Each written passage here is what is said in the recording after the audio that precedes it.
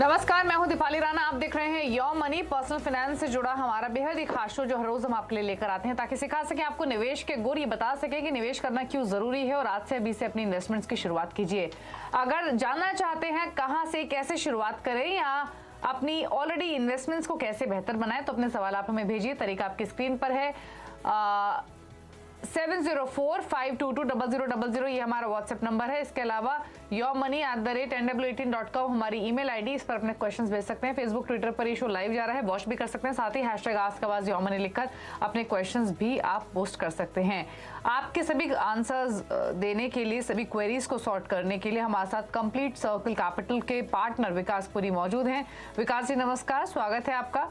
और क्वेरीज लेंगे उससे पहले आज हम एक बार बात करेंगे हेल्थ इंश्योरेंस की। कल हमने टर्म इंश्योरेंस की बात की थी, क्योंकि जब हम निवेश की बात करते हैं, फ्यूचर को बेहतर बनाने की बात करते हैं, तो सेविंग से सबसे पहले जो स्टेप्स होते हैं वो इंश्योरेंस होता है। फिर चाहे वो लाइफ को सिक्योर करना हो टर्म इंश्योरेंस के थ्रू या फिर किसी भी तरीके की इलनेस या किसी भी अनफॉर्चुनेट इंसिडेंट से मीट करने के लिए हेल्थ इंश्योरेंस ही क्यों ना हो। तो हेल्थ इंश्योरेंस क्यों जरूरी है ये समझाने के लिए विकास पुरी हमारे साथ हैं। क्वेरीज लें उससे पहले फटाफट से उनसे बात कर लेते हैं। तो बताइए विकास जी, क्यों जरूरी है हेल्थ इंश्योरेंस हर किसी के लिए, और कैसे डिसाइड करें कि कौन सा हेल्थ इंश्योरेंस आपको सूट करता है या मिनिमम कितने का लेना चाहिए, क्या फीचर्स होते हैं इन इंश्योरेंस के, प्लीज समझाइए। धन्यवाद Deepali ji for having me on your show. So health insurance, मैं स्टार्ट इसी बात से करूंगा कि हेल्थ इज वेल्थ। और दीपाली जी, जब फाइनेंशियल प्लानिंग की बात करते हैं तो हमें ऐसा लगता है कि हेल्थ इंश्योरेंस सबसे इंपॉर्टेंट पैरामीटर होना चाहिए। बिकॉज कई बार जिंदगी में आपने जितना भी काम किया है और काम करते हुए जितनी भी आपने सेविंग्स करी हुई है, कई बार लाइफ ऐसे टर्न पे लाके छोड़ देती है जहां पे अचानक से कोई क्रिटिकल इलनेस हो जाए तो जिंदगी की सारी कमाई हुई दौलत वो एक झटके में निकल सकती है, स्पेशली जब हेल्थ रिलेटेड इश्यूज आते हैं। सो हेल्थ इंश्योरेंस एक तरह का कवर है जो यदि किसी व्यक्ति की लाइफ में कोई अनफॉर्चुनेट ऐसी कोई बीमारी या कोई ऐसा हेल्थ इश्यूज आ जाए कि जहां पे खर्चा बहुत ज्यादा हो, तो हेल्थ इंश्योरेंस उसका ध्यान रखेगी। आपकी जो जमा की हुई पूंजी है वो आपकी बची रहेगी। सो हेल्थ इंश्योरेंस सबसे पहला पैरामीटर होना चाहिए जब आप फाइनेंशियल प्लानिंग की बात करते हैं। जो आप सेविंग्स करते हैं उसके साथ साथ पहले एक हेल्थ इंश्योरेंस अपने साथ जरूर रहना चाहिए। सबसे पहले तो ये। और दूसरा, जो एक बहुत सारा एक नोशन होता है कि जब भी किसी व्यक्ति से आप बात करते हैं वो बोलते हैं मुझे तो मेरी कंपनी से हेल्थ इंश्योरेंस मिला हुआ है तो मुझे हेल्थ इंश्योरेंस की जरूरत क्या है। एक बात को याद रखिए, अगर आप एक जनरल ट्रेंड देखेंगे तो सीनियर सिटीजन एज कह लो या 60+ एज जब होती है उसके बाद ही ज्यादातर कोई ना कोई बीमारी आने के चांसेस बनते हैं, चांसेस ज्यादा होते हैं उस समय। और वो एक ऐसा टाइम होता है जब ज्यादातर लोग जॉब करना छोड़ देते हैं और वो हेल्थ इंश्योरेंस वहां पे सीज हो जाती है। और उस समय 60-65 की एज में अगर हेल्थ इंश्योरेंस लेने के लिए जाएंगे तो वो बहुत ज्यादा महंगी पड़ेगी। तो उस समय ऐसी स्थिति नहीं होगी कि कोई हेल्थ इंश्योरेंस ले पाए। इसलिए ये फ्यूचर को सिक्योर करने के लिए एक यंग एज में एक पर्सनल हेल्थ इंश्योरेंस लेना बहुत जरूरी है। उसको साथ साथ लेके चलते चाहिए ताकि अनफॉर्चुनेटली कोई ऐसी परिस्थिति बन जाए जहां पे बहुत ज्यादा खर्चा हो, मेडिकल एक्सपेंसेस हो, कोई मेजर सर्जरी आ जाए, कुछ आ जाए, तो उसका ध्यान हेल्थ इंश्योरेंस रखें। ओके अच्छा, एक चीज और हम क्वेरीज लें उससे पहले, कैटेगरीज तो इसमें काफी सारी आती हैं, फैमिली फ्लोटर्स भी आते हैं, इंडिविजुअल भी पॉलिसीज आती हैं। क्या आइडियल स्ट्रैटेजी होनी चाहिए अगर कोई लेना चाहता है इंश्योरेंस, प्लस जो प्रीमियम होता है वो क्या किस एज में आप ले रहे हैं उस पर भी वेरी करता है, और टैक्स बेनिफिट के बारे में प्लीज बताइए। जी, सो टैक्स के हिसाब से अगर आप देखेंगे तो एटीडी बेनिफिट होता है जो 25,000 तक अगर कोई हेल्थ इंश्योरेंस का प्रीमियम पे कर रहा है तो वो उनके सैलरी से डिडक्ट हो जाता है। और यदि कोई व्यक्ति अपने पेरेंट्स का हेल्थ इंश्योरेंस के लिए प्रीमियम पे कर रहा है तो 50,000 तक की छूट उसमें भी मिलती है। तो ये एटीडी बेनिफिट में आता है। दूसरा कैसा है कि हेल्थ इंश्योरेंस, आपने बिल्कुल सही बोला कि यदि कोई यंग एज का व्यक्ति है तो एक एग्जाम्पल के तौर पे यदि किसी को 10 लाख रुपए का हेल्थ इंश्योरेंस कवर लेना है और यदि कोई 25 साल की या 30 साल की उम्र से कम है तो वो 8-10 हजार रुपए साल की प्रीमियम पे पॉलिसी उनको मिल सकती है। यही अगर वो एक 10 साल डिले करके करेंगे तो ऑलमोस्ट 80-90% ज्यादा प्रीमियम पे करना पड़ेगा, विच कुड बी लाइक 20-25 हजार के ऊपर प्रीमियम पे करना पड़ेगा। तो जितनी जल्दी हेल्थ इंश्योरेंस पॉलिसी लेंगे यंग एज में उतना बेनिफिट रहेगा। और इसमें अच्छी चीज क्या होती है कि जैसे कोई व्यक्ति सिंगल है, उसके बाद उनकी मैरिज होती है, तो नेक्स्ट ईयर जब प्रीमियम पे करना होगा उस समय वो एक फैमिली मेंबर को ऐड कर सकते हैं। इसी तरीके से यदि उनकी लाइफ में कोई एक बेबी आता है तो वो थर्ड ईयर या फोर्थ ईयर जब भी हो वो भी उसमें ऐड कर सकते हैं। तो फैमिलीज के लिए फैमिली फ्लोटर सबसे अच्छा ऑप्शन है, जिसमें एक पूरा फैमिली को कवर मिल जाता है। और यदि किसी एक व्यक्ति को उसका पूरा मेडिकल बिल अगर बहुत ज्यादा आ जाए तो एक व्यक्ति ही उतने अमाउंट तक का फैमिली फ्लोटर का वो बेनिफिट ले सकता है, और नेक्स्ट ईयर से वापस वो रिस्टोर हो जाती है। So age is a major criteria, जहां पे जितनी जल्दी लेंगे उतना प्रीमियम कम पे करना पड़ेगा। ओके, ठीक है। तो चलिए, ये है आपको तमाम डिटेल्स बताई हैं विकास जी ने। अगर अभी भी हेल्थ इंश्योरेंस से जुड़ा हुआ भी कोई सवाल मन में आ रहा है, कुछ पूछना चाहते हैं, आपने लिया हुआ है, जानना चाहते हैं ठीक है या नहीं, तो भी अपने क्वेश्चंस आप हमें भेज सकते हैं। लेकिन अब बात करते हैं सवालों की, और पहले कॉलर हिमांशु हमारे साथ मौजूद हैं आगरा से। हिमांशु गौड़। हिमांशु, गुड इवनिंग, बताइए क्या सवाल है आपका। Good evening ma'am. मेरी एक क्वेरी है कि मेरे कुछ फंड हैं जो पहले से मैं लगभग 3 साल से इनमें SIP कर रहा हूँ। इसमें SBI फोकस्ड इक्विटी है, HDFC सेंसेक्स है, एक्सिस कैप, और मैंने सवाल वैसे भेजा हुआ है, इसमें सारी SIP का अमाउंट भी लिखा हुआ है मैंने जी। तो मुझे कब से कर रहे हैं आप ये SIP, ये बताइए प्लीज। लगभग 3 साल से। ओके, 3 साल हो चुके हैं आपको। तो आपके पास ऑलमोस्ट 1 2 3 6 ऑलमोस्ट 6 म्यूचुअल फंड्स हैं। 3 साल आपको हो चुके हैं, और आपके 15 इयर्स में बेटे की एजुकेशन के लिए 40 लाख का टारगेट है, 25 इयर्स में बेटे की शादी के लिए 50 लाख का टारगेट है, करेक्ट? जी जी जी जी। और 5000 आप एडिशनल भी इंक्रीज करना चाहते हैं SIP म्यूचुअल फंड पोर्टफोलियो में? हाँ मैडम, मैं 5000 इसको और बढ़ा सकता हूँ। मैं असल में ये जानना चाहता था, क्या ये जो करंट SIP चल रही है इन्हीं में अमाउंट को बढ़ा दिया जाए या नई SIP कोई फंड ऐड किया जाए? ठीक है, समझ गई मैं आपका सवाल। पूछ लेते हैं हमारे मेहमान से। तो विकास जी, आपने सुना है इनके पास 6 फंड्स हैं, HDFC इंडेक्स फंड, SBI का focus equity, Axis mid cap, SBI small cap, Kotak flexi cap, Parag Parikh flexi cap. Total almost 13,000 के SIP है, 5,000 इंक्रीज करना चाहते हैं।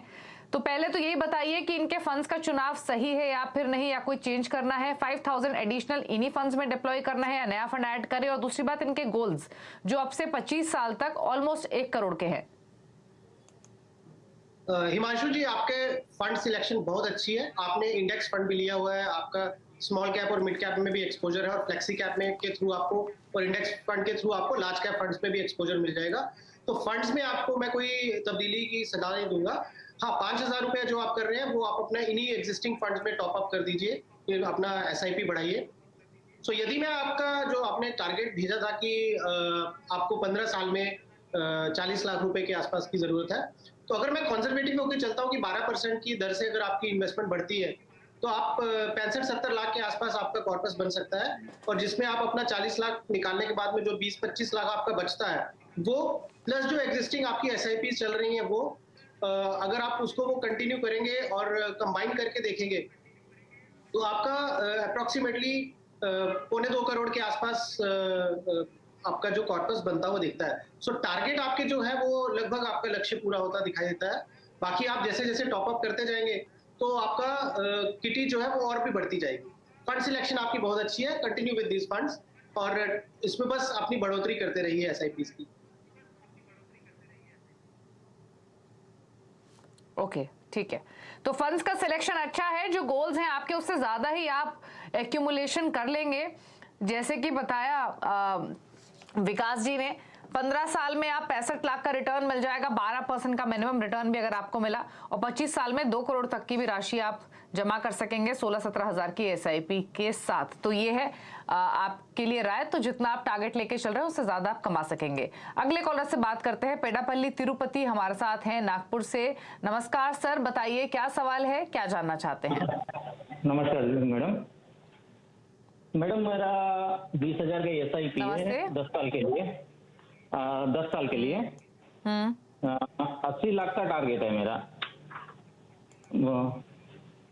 10 साल में 80 लाख का टारगेट है, और फंड्स तो काफी सारे हैं आपके पास। कब से कर रहे हैं आप ये SIP, ये और बताइए? मैडम 2021 से कर रहे हैं। तो 1 साल हुआ है इनको। 9 फंड्स हैं इनके पोर्टफोलियो में, जहां पर 1000 से 3000 की एसआईपी कर रहे हैं और थोड़ी ओवरलैपिंग तो दिखाई दे रही है। 3 मिड कैप कैटेगरी के फंड लिए हुए हैं, 2 स्मॉल कैप कैटेगरी हैं, 2 फ्लेक्सी कैप हैं। तो बताइए पहले तो इनका पोर्टफोलियो कैसा लग रहा है आपको, कोई चेंजेस करने हैं आपने? और दूसरा ये 20,000 की एसआईपी के साथ के 10 इयर्स में 80 लाख एक्यूमुलेट कर पाएंगे या नहीं? तिरुपति जी, आपके पोर्टफोलियो में मुझे बहुत ज्यादा स्मॉल एंड मिड कैप का एक्सपोजर नजर आ रहा है। मैं आपको यही सजेस्ट करूंगा कि आप अपना स्मॉल और मिड कैप का एक्सपोजर को कट डाउन करिए। फॉर एग्जांपल, जैसे आपका एक्सिस मिड कैप और एक्सिस स्मॉल कैप है, तो आप उसको मर्ज करके एक्सिस फोकस 25 फंड कर सकते हैं। जो आपने एसआईपीज कर दी हैं या जितना इन्वेस्ट कर दिया उसको रहने दीजिए। जब आपका वो 1 साल हो जाए, आपका एग्जिट लोड ना लगे, तब आप उसको विड्रॉ करके मर्ज कर सकते हैं। बट आप ये एसआईपी स्टॉप करके एक्सिस फोकस 25 में आप अपना स्टार्ट कर सकते हैं। उसी तरीके जो डीएसपी का आपका फंड है, डीएसपी मिड कैप को आप डीएसपी इक्विटी अपॉर्चुनिटीज में कर दीजिए, तो आपको क्या हर एक मार्केट कैप का एक्सपोजर मिल जाएगा। तो ये 2 चेंजेस मैं आपको सजेस्ट करूंगा कि आप ये ऐसा करिए।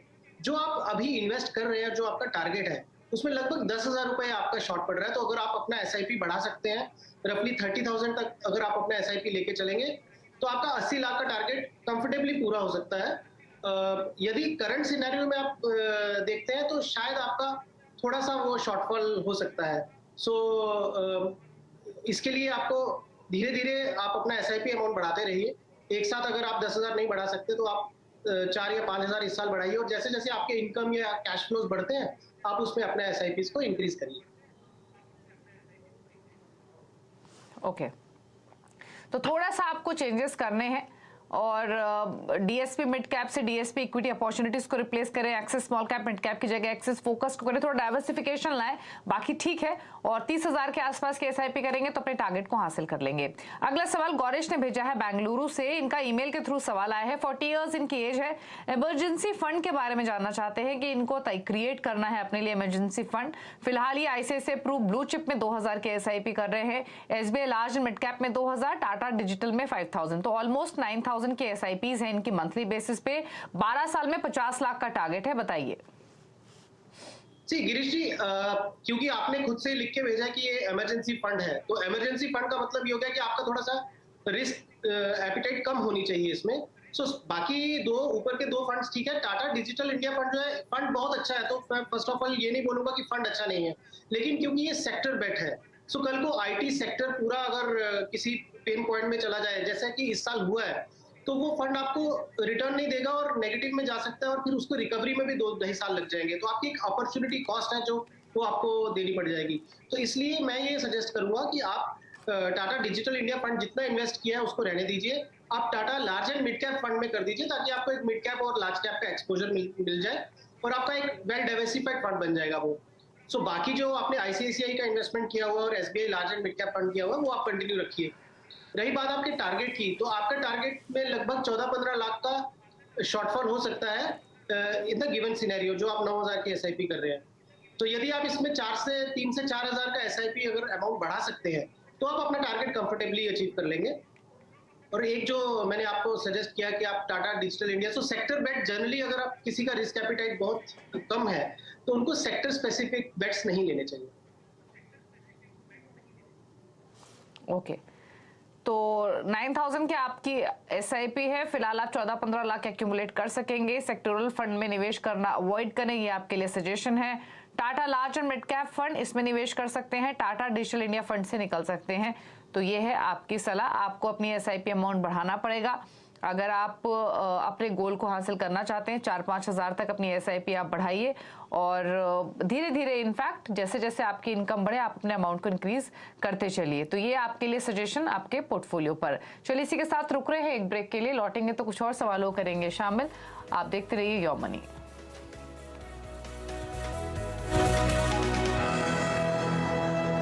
हमारे साथ कंप्लीट सर्कल कैपिटल के विकासपुरी मौजूद हैं। अब कुछ और सवाल ले लेते हैं ईमेल के थ्रू, और भी क्वेश्चंस हमें मिले हैं। और जो सवाल आया है वो अगला कुणाल ने भेजा है। इनकी उम्र 25 साल है और 20 से 25 साल में 1.5 से 2 करोड़ का लक्ष्य रखा है। हर साल एसआईपी रकम में 2,000 की बढ़ोतरी करेंगे। फिलहाल इनकी एसआईपी चल रही है ऑलमोस्ट 5,000 की, लेकिन 5,000 रुपीज इन्होंने 5 फंड्स में ही डाले हुए हैं, जिसमें SBI banking and financial services 500 per month, Axis Nasdaq 500 Axis small cap 1000, Mirae asset mid cap में 1000, आईसीसी प्रू फ्लेक्सी कैप। तो कमेंडेबल है, अच्छी बात है। 25 साल की उम्र से ही इन्होंने पोर्टफोलियो क्रिएट कर लिया है, बड़ा गोल लेकर चल रहे हैं। इनके फंड्स की चॉइस कैसी है? 2000 जो हर साल ये एसआईपी बढ़ाएंगे वो कहाँ इंक्रीज करें, और इनके गोल पर आपके कमेंट्स। जी बिल्कुल सही बोला आपने कि इन्होंने बहुत ही छोटी उम्र में ये सोचा है और मैं इनको कॉन्ग्रेचुलेट करता हूँ इसके लिए। सो एग्जिस्टिंग फंड्स जो है आपके, आप उसी में ही टॉप अप करिए, और जो आपका जो टारगेट है वो जिस तरीके से, अगर आपने बोला कि आपका एक लॉन्ग टर्म व्यू है, तो लॉन्ग टर्म व्यू के हिसाब से कुणाल आप अपना टारगेट अचीव करते हुए नजर आते हैं। और जैसे जैसे आपका कैश फ्लो बढ़ता जाएगा, आप अपना सिप अमाउंट बढ़ाते रहिए, तो हो सकता है कि आपका टारगेट पहले ही अचीव हो जाए, या जितना आप जितनी देर तक इन्वेस्ट करना चाहते हैं तो आपका कॉर्पस आपके टारगेट से बड़ा हुआ आपको मिले।